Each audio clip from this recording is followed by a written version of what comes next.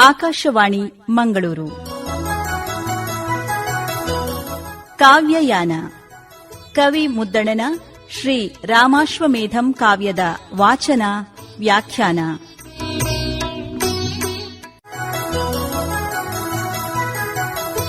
ಈಗ ಕಾವ್ಯಯಾನದ 102ನೆಯ ಹೆಜ್ಜೆ. ಇಂದಿನ ಕಾವ್ಯಯಾನದಲ್ಲಿ ವಾಚನಕಾರರಾಗಿ ಭಾಗವಹಿಸುವವರು ಎಚ್ ಯಜ್ಞೇಶ್. ವ್ಯಾಖ್ಯಾನಕಾರರು ಸರ್ಪಂಗಳ ಈಶ್ವರ ಭಟ್. ಅಯೋಧ್ಯೆಯ ಯಜ್ಞಾಶ್ವ ದೇವಪುರವನ್ನು ಪ್ರವೇಶಿಸಿದೆ. ಅಲ್ಲಿಯ ಅರಸನಾದಂತಹ ವೀರಮಣಿಯ ಬಂಧನದಲ್ಲಿ ಯಜ್ಞಾಶ್ವ ಇದೆ. ಆ ವಾರ್ತೆಯನ್ನು ಚರರು ಬಂದು ಶತ್ರುಘ್ನನಿಗೆ ಹೇಳಿದರೆ, ಶತ್ರುಘ್ನ ಸುಮತಿಯಲ್ಲಿ ಆ ಊರ ಪರಿಚಯವನ್ನು ಕೇಳ್ತಾ ಇದ್ದಾನೆ. ಸುಮತಿರಾಯಂಗೆ ಇದೇ ಇದೇ ದೇವಪುರಂ, ವೀರಮಣಿ ಆಳ್ವಂ ಬಲ್ಪುಳ್ಳ ಕಡುದಾಸಿ ಅವನಂ ಮುಕ್ಕಣ್ಣ ನಳಿಯನಿರ್ದು ಪಾಲಿಸುವಂ, ಯಮಗೆ ಸಂಗರಂ ಕಡಿದಕ್ಕುಮಂತದು ಕಾರಣಂ ತಳ್ವದೆ ಪಡೆಯ ನೆಳ್ಚರಿದಿ ಪುರಮಂ ಮುತ್ತೀಗಿ ಕೋಳುಗೊಂಬುದಿಜಿತಮೆಂದು ತಿಳಿಪುವುದು. ಮಂತ್ರಿ ಸುಮತಿ ಶತ್ರುಘ್ನನಿಗೆ ಹೇಳ್ತಾನೆ, ಇದುವೇ ದೇವಪುರ. ಇಲ್ಲಿಯ ಅರಸ ವೀರಮಣಿ ಎನ್ನುವವ ಪರಾಕ್ರಮಿ ಇದ್ದಾನೆ. ಅವ ಪರಮ ಸಾಹಸಿಯೂ ಹೌದು. ಅವನಿಗೆ ಮುಕ್ಕಣ್ಣನಾದ ಶಿವ ಅವನೇ ಅಳಿಯನಾಗಿದ್ದು ಅವನನ್ನು ರಕ್ಷಿಸ್ತಾ ಇದ್ದಾನೆ. ಆ ಕಾರಣದಿಂದ ಇಲ್ಲಿ ನಮಗೆ ಒದಗಬಹುದಾದ ಯುದ್ಧ ಅದು ಬಹಳ ಕಷ್ಟ ಸಾಧ್ಯವಾದದ್ದೇ. ಆ ಕಾರಣದಿಂದ ನಾವು ಸ್ವಲ್ಪವೂ ವಿಳಂಬಿಸದೆ ಈ ಕ್ಷಣಕ್ಕೆ ಸಿದ್ಧರಾಗಬೇಕು.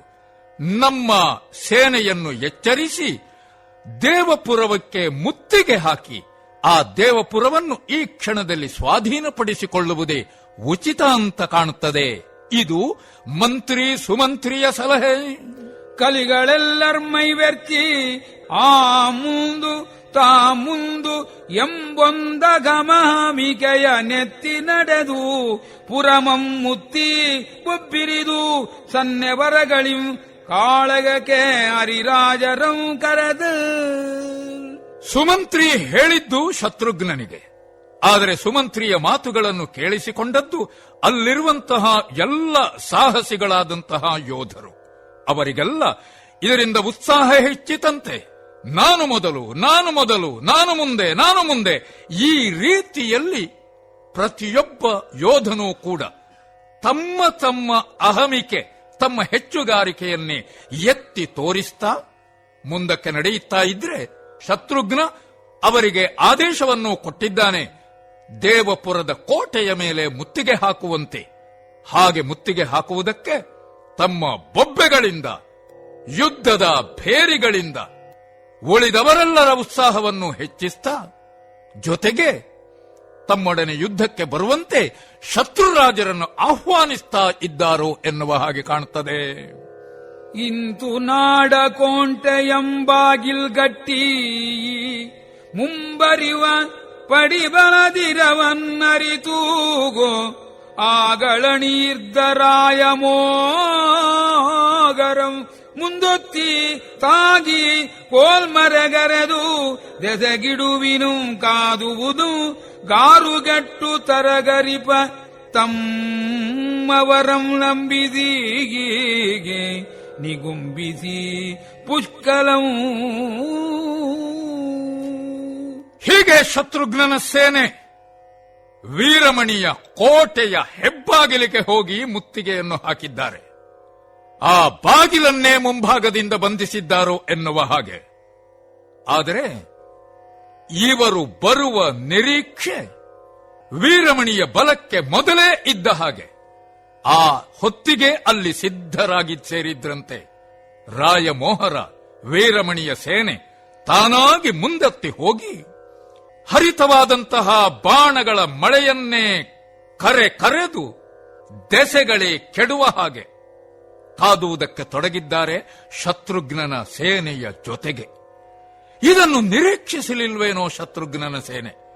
ಯಾಕಂದ್ರೆ ಸುಮತಿ ಸೂಚನೆ ಕೊಟ್ಟದ್ದು ಮೊದಲಾಗಿ ಹೋಗಿ ನೀವು ಮುತ್ತಿಗೆ ಹಾಕಿ ಕೋಟೆಯನ್ನು ಸ್ವಾಧೀನಪಡಿಸಿಕೊಳ್ಳಿ. ಅನಿರೀಕ್ಷಿತವಾಗಿ ಇಂತಹ ಪ್ರತಿರೋಧ ಇದಿರಾದಾಗ ಅವರು ಗಾರುಗೆಟ್ಟು ಹೋದರು, ತರಹರಿಸುವುದಕ್ಕೆ ತೊಡಗಿದರು. ತಮ್ಮ ಸೇನೆ ಈ ರೀತಿಯಲ್ಲಿ ಹಿಮ್ಮೆಟ್ಟುತ್ತಾ ಇದೆ ಎನ್ನುವುದನ್ನು ಪುಷ್ಕಳ ಭರತನ ಮಗ ಅವ ನೋಡಿದ. ಅವ ಧೈರ್ಯ ತುಂಬುತ್ತಾ ಇದ್ದಾನೆ ತಮ್ಮವರಿಗೆ. ಪುಷ್ಕಲವು ಶರದಿಯೊಳ್ ಪೆರ್ಚಿ ಮೇಲ್ವರಿವಂಬಿನ ಸೀವರಮೆನೆ ಕೋಲ್ಗಳಂ ಮೊಗೆ ಮೊಗೆದಿಸುತ್ತೇಗೆ ನುರ್ಗಿವ.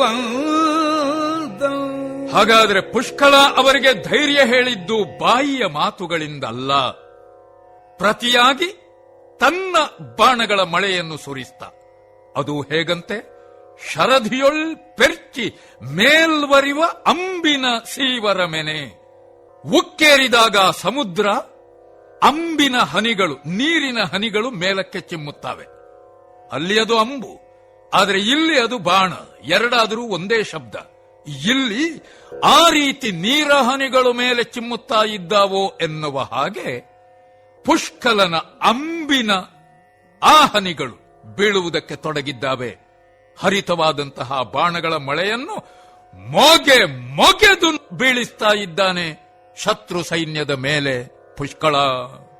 ಆಗಳ್ ರುಕ್ಮಾಂಗದಂ ತೆಕ್ಕನೆ ಸೂಟಿಯೂ ತನ್ನ ಪೊಂದೇರಂ ನೂಂಕಿ ಬಗೆಯಂ ತಾಗಿ ಹುಂಗರಿದಿ ಮಾಂಗರಿದಿ. ಪುಷ್ಕಳ ಹೀಗೆ ನೇರವಾಗಿ ನುಗ್ಗಿ ಬಂದಾಗ ಈ ಕಡೆಯಿಂದ ರಾಜಕುಮಾರ ರುಕ್ಮಾಂಗದನು ಕೂಡ ಅಷ್ಟೇ ವೇಗವಾಗಿ ಚುರುಕಿನಿಂದ ತನ್ನ ಚಿನ್ನದ ರಥವನ್ನು ಮುಂದೆ ದೂಡಿ ಪುಷ್ಕಳನ ಮುಂಭಾಗದಲ್ಲೇ ಬಂದು ರಥವನ್ನು ನಿಲ್ಲಿಸಿದ್ದಾನೆ. ಶತ್ರುವಾದಂತಹ ಪುಷ್ಕಳನನ್ನುದ್ದೇಶಿಸಿ ಹೂಂಕರಿಸಿ ಮಾರ್ಮಲೆತು ರುಕ್ಮಾಂಗದ ಹೇಳ್ತಾ ಇದ್ದಾನೆ, ಎಲೆ ಬಣಗು ತೊಲಗು ಇಂದಿಗೆ ಬರಿದಾಯ್ತು ನಿಮ್ಮಾಳುಂ ಬಾಳುಂ ಕಾಳಾಯ್ತು ಗಂಡ ಗರ್ವಂ ಪಾಳಾಯ್ತು ಜಸಂ ಇನ್ನಬರಂ ತಮಗೆ ಜಗಂ ತೋಡಾಗದೆಂದು ಸೊರ್ಕಿ ನುರ್ಕಿಂ ಬರಿಗೊಂದೆ ಪಂದೆರಾಯರಂ ಕಾಡಿ ಬೇಡಿ ಕೂಡಿದ ಜಾಳಿಗೆ ನಾವು ಕೋಳುಗೊಂಬೆನ್ ಅಲ್ಲದೊಡೆ ಎಲ್ದವು. ಎಲೆ ಬಣಗೆ, ನಿಲ್ಬೇಡುವ ನನ್ನ ಮುಂಭಾಗದಲ್ಲಿ, ತೊಲಗಿ ಹೋಗು. ಇಂದಿಗೆ ಮುಗಿದು ಹೋಯಿತು, ಬರಿದಾಯಿತು. ಏನು? ನಿಮ್ಮ ಆಳುಂ, ನಿಮ್ಮ ಸೇನೆ ಬರಿದಾಯಿತು, ಜೊತೆಗೆ ನಿಮ್ಮ ಬಾಳೂ ಬರಿದಾಯಿತು. ನಿಮಗಿನ್ನು ಜೀವನವಿಲ್ಲ. ನಿಮ್ಮ ಗಂಡಗರ್ವ ಈವರೆಗೆ ತೋರಿಸಿದ್ದು ಅದು ಹಾಳು ಬಿದ್ದು ಹೋಯಿತು. ನಿಮ್ಮ ಕೀರ್ತಿ ನಾಶವಾಗಿ ಹೋಯಿತು.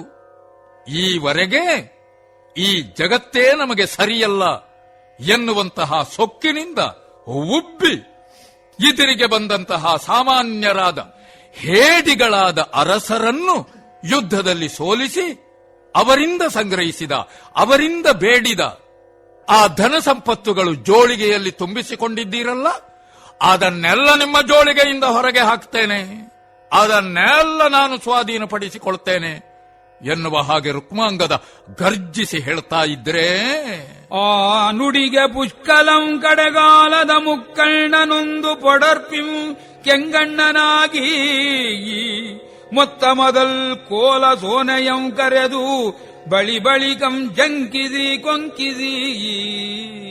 ಕೇಳಿ ಸುಮ್ಮಗಿದ್ದಾನೋ ಭರತನ ಮಗ ಅಲ್ಲವೇ ಆತ? ಪ್ರಳಯ ಕಾಲದ ಭೈರವ ಮುಕ್ಕಣ್ಣ. ಅವನ ವಿಶೇಷವಾದಂತಹ ಆ ಶೋಭೆ ಏನಿರ್ತದೆ ಆ ರೀತಿ ಪುಷ್ಕಳನೂ ಕೂಡ ಕೆಂಗಣ್ಣನಾಗಿಯೇ ಕಾಣಿಸಿಕೊಳ್ತಾ ಇದ್ದಾನೆ. ಮೊದಲಿಗೆ ತನ್ನ ಕೋಲು ಬಾಣಗಳ ಮಳೆಯನ್ನೇ ರುಕ್ಮಾಂಗದನ ಮೇಲೆ ಕರೆದು ಆಮೇಲೆ ಮಾತಾಡ್ತಾನೆ. ಮೊದಲು ಹೊಡೆತವನ್ನು ಕೊಟ್ಟ, ಮತ್ತೆ ಅವನನ್ನು ಹಂಗಿಸಿ ಮಾತನಾಡುವುದಕ್ಕೆ ತೊಡಗಿದ್ದಾನೆ ಪುಷ್ಕಳ.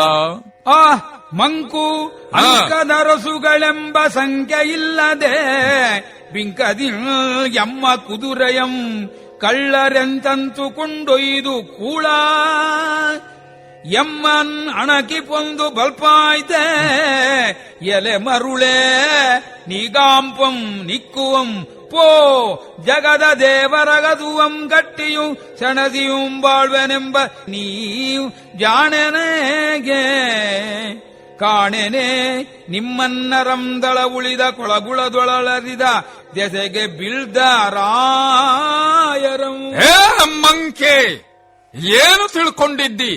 ಪರಾಕ್ರಮಿಗಳಾದ ಅರಸುಗಳು ಎನ್ನುವ ಒಂದು ಶಂಕೆಯೇ ಇಲ್ಲದೆ ಬೆಂಕದಿಂದ ನಮ್ಮ ಕುದುರೆಯನ್ನು ಸ್ವಾಧೀನಪಡಿಸಿಕೊಂಡೆಯ.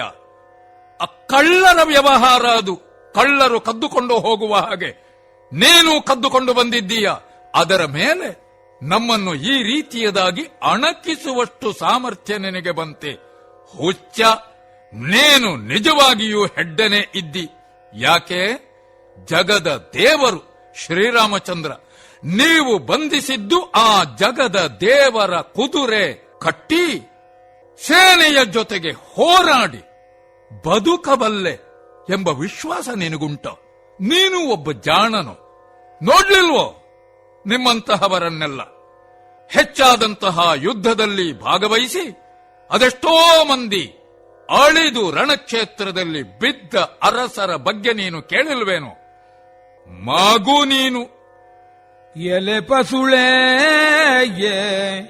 ಎಲೆ ಪಸುಳೆ ನಿನ್ನೊಳ್ಕಾದಿ ಗೆಲ್ದುಂ ಯಮಗೆ ಗೆಲಮಲ್ಲಂ ಸೋಲ್ತುಂ ಸೋಲಮಲ್ಲಂ ನೀನರಿಯೈ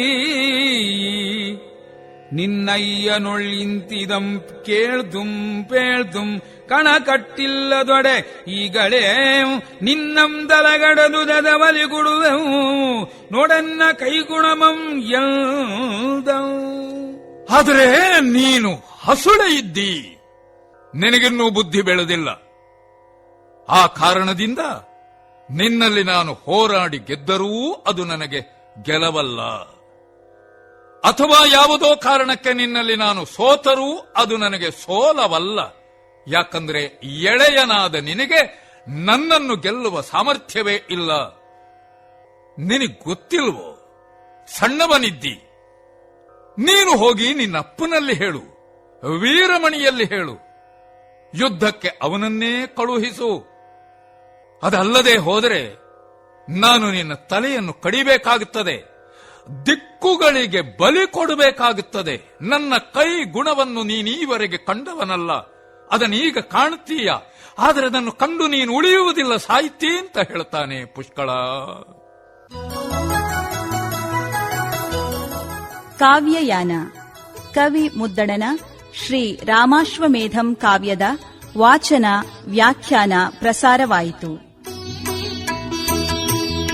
ಇಂದಿನ ಕಾವ್ಯಯಾನದಲ್ಲಿ ವಾಚನಕಾರರಾಗಿ ಭಾಗವಹಿಸಿದವರು ಎಚ್ ಯಜ್ಞೇಶ್. ವ್ಯಾಖ್ಯಾನಕಾರರು ಸರ್ಪಂಗಳ ಈಶ್ವರ ಭಟ್. ಪರಿಕಲ್ಪನೆ ಡಾಕ್ಟರ್ ವಸಂತಕುಮಾರ್ ಪೆರ್ಲಾ. ಪ್ರಸಾರ ಸಂಯೋಜನೆ ಡಾಕ್ಟರ್ ಬಿಎಂ ಶರಭೇಂದ್ರ ಸ್ವಾಮಿ.